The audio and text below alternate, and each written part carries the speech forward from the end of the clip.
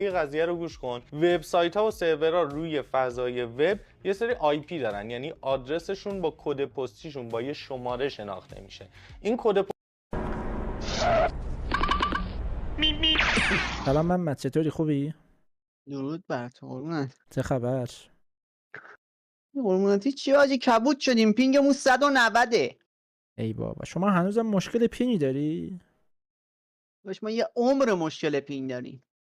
شما از پایی به قضیه گوش کن. خب ما تو اینترنت چیزی داریم به نام کد پستی.